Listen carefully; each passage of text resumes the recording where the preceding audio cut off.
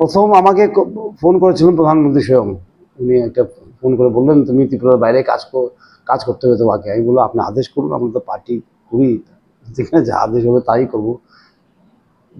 এরকমই কথা হয়েছে ওনার সঙ্গে। তারপর আমাকে ফোন করেছে মুখ্যমন্ত্রী তেলেঙ্গানার, বলে ওয়েলকাম টু তেলেঙ্গানা। তখন আমি জানলাম যে আমি তেলেঙ্গানা রাজ্যপাল হয়ে যাচ্ছি। সবসময় ত্রিপুরাতে আসে, ইলেকশন হোক, ইলেকশন ছাড়াও আসেন উনি।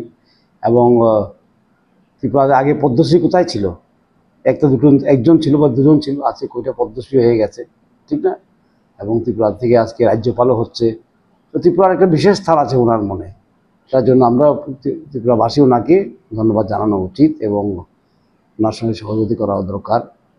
এবং ত্রিপুরাকে সুন্দর একটা রাজ্য বানাতে হলে প্রধানমন্ত্রীর সাহায্য লাগে। উনি সবসময় সাহায্য করে গেছেন। আমি যখন উপমুখ্যমন্ত্রী ছিলাম, আমার দপ্তর ছিল ফাইন্যান্স, আমি ছিলাম কি বলে আরডি দেখতাম, পঞ্চায়েত দেখতাম।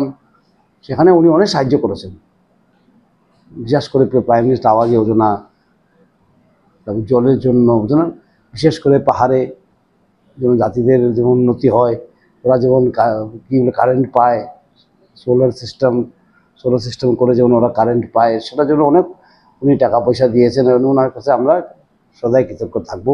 এবং আজকে উনি আবার প্রমাণ করে দিয়েছেন ত্রিপুরাকে উনি ভুলেননি।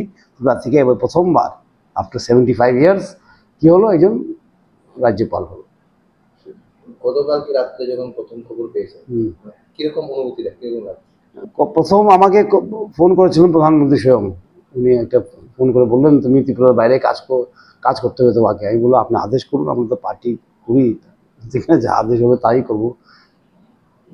এরকমই কথা হয়েছে ওনার সঙ্গে। তারপর আমাকে ফোন করেছে মুখ্যমন্ত্রী তেলেঙ্গানার, বলে ওয়েলকাম টু তেলেঙ্গানা। তখন আমি জানলাম যে আমি তেলেঙ্গানা রাজ্যপাল হয়ে যাচ্ছি।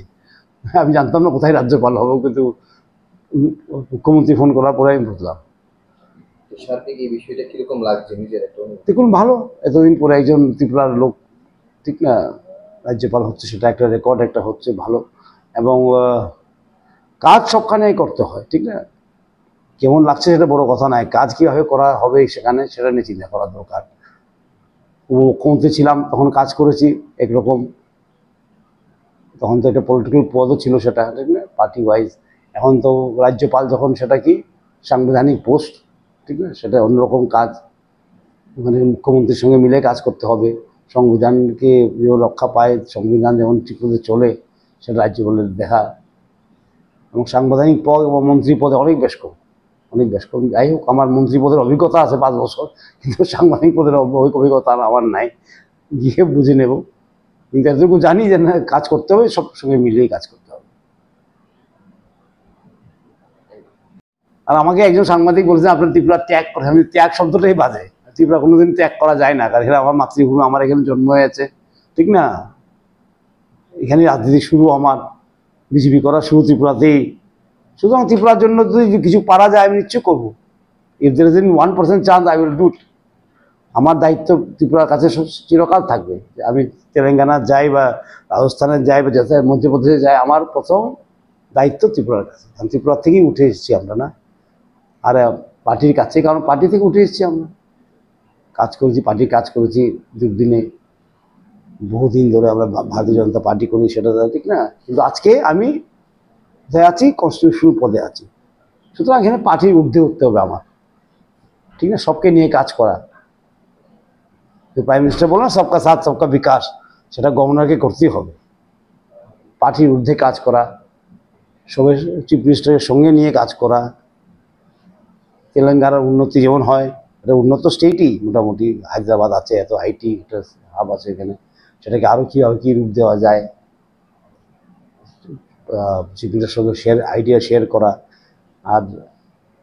আর ওখানে আইডিয়া শেয়ার করলে ত্রিপুরার সঙ্গে শেয়ার করা যাবে, কারণ idea is the main thing. আমি সে মন্ত্রী ছিলাম, আইডিয়াটা মেইন থিং। আমার একটা আইডিয়া ছিল বায়ো ভিলেজ 2, সেটা আজকে বেস্ট প্র্যাকটিস নীতি আয়োগ মেনে নিয়েছে সেটাকে। আইডিয়াটাই আসল। আমার মনে হয় অনেক কিছু আইডিয়া পাওয়া যাবে তেলেঙ্গানা থেকে, ত্রিপুরাতে আমরা লাগু করতে পারবো, ঠিক না? সেটাও আমি ত্রিপুরার মুখ্যমন্ত্রীর সঙ্গে কথা বলবো এসে। আমি তো আসবো, সে ত্রিপুরা মুখ্যমন্ত্রীর সঙ্গে আমি নতুন আইডিয়া কিছু নিয়ে আসবো তেলেঙ্গানার থেকে। Sharing of idea, sharing of concept, সেটা দিয়ে উন্নতি হয়। সেটাকে ঠিকমতো ইমপ্লিমেন্ট করলে না, সেটা দিয়ে উন্নতি হয়। এখান থেকে আরেকখান থেকেই নেওয়া হয়, জিনিস তো আর সরকার থেকে আসে না, মানুষের ব্রেন থেকেই তৈরি হয়। ঠিক না? আর্টিফিশিয়াল ইন্টেলিজেন্সকেও মানুষই তৈরি করেছে। সুতরাং আমরা যখন অন্য রাজ্যে যখন দেখি কোনো একটা বিশেষ একটা প্রোগ্রাম চলছে, সেটা খুব ভালো, সেটা আমাদের ত্রিপুরা রাজ্য চলা উচিত। সেটাকে হয়তো ফাইন টিউনিং করতে হবে, চলবে না এমন কথা না। সুতরাং sharing of ideas, sharing of views, sharing of experience, এটা খুব দরকার ত্রিপুরার জন্য।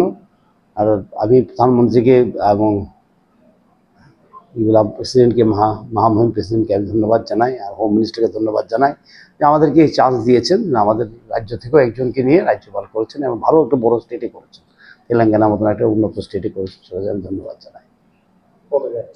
31 তারিখ যাবো। হ্যাঁ, 31 তারিখ যাবো। 31 তারিখে আমার সোয়ারিং ইন হবে, 1 তারিখে আমি গভর্নর মিটিং হবে রাষ্ট্রপতি ভবনে, সেখানে আমি যোগ দেব।